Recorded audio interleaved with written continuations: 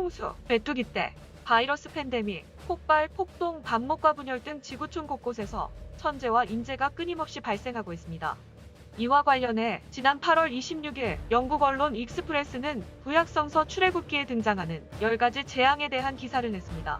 자연현상 중 하나로 해석되는 핏빛으로 바뀐 나일강과 최근 일본 사포로 등지에서 출몰한 개구리떼, 지난달 북아일랜드에서 발생한 가축 전염병 등 출애굽기를 연상케 하는 재앙은 오늘날 이미 발생하고 있으며 각종 예언서에서는 이를 멸망의 전조현상이라고 합니다.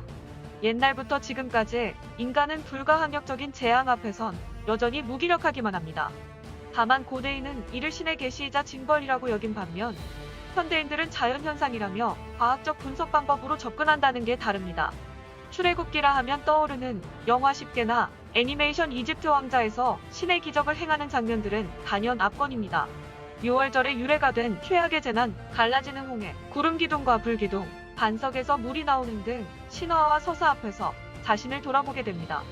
출애굽기는 여호와가 모세를 통해 400년간 이집트에서 노예 생활을 해온 이스라엘 민족을 구출해 가나안으로 가는 이야기입니다.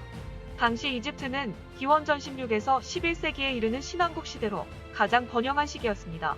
이집트로 이주한 이스라엘 민족이 나날이 번성하자 배신을 우려한 이집트의 왕 파라오는 히브리인이 낳은 남자 신생아를 모두 죽이라고 명령하는 등 폭정을 일삼았습니다. 그런 상황이라 히브리 여인이 자신이 낳은 아들을 갈대 바구니에 담아 나일강에 띄웠고 마침 파라오의 딸이 아기를 발견하곤 양자로 들여 키웠는데 그가 바로 모세입니다. 이후 자신의 신분을 알게 된 모세는 이집트를 떠나 미디안에서 가정을 꾸리다 80살이 되던 해 여호와의 부름을 받습니다. 여호와는 노구의 모세에게 고통당하는 내 백성 이스라엘 자손을 적과 꿀이 흐르는 가나안으로 인도하라는 신탁과 지팡이를 이용하는 신통도 함께 부여했습니다. 지팡이는 뱀으로 변했다가 원상태로 됐고 문둥병을 생기게 한 뒤 없어지게 했으며 물을 피로 변하게 하는 등 각종 기적을 나타냈습니다. 모세에게 이스라엘 민족을 풀어주라는 여호와의 뜻을 전해들은 파라오는 단번에 거절했습니다. 그리하여 10가지 재앙 앞에서도 깨닫지 못한 파라오의 어리석은 고집은 자신의 아들과 백성들을 사지로 몰았습니다.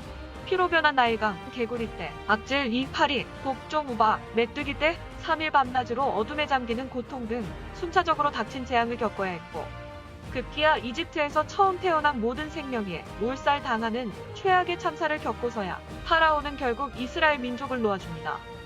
만약 현재 지구촌 곳곳에서 발생하고 있는 재앙에 가까운 기상이변 현상이 각종 예언서와 성경에서 보여주는 멸망의 징조라고 한다면 먼 훗날 우리의 후손이 만든 영화 속에 등장하는 인물들 중 누가 인류를 구원할 신탁을 받았고 누가 최악의 재난에 몰살당할 운명을 가졌을까요?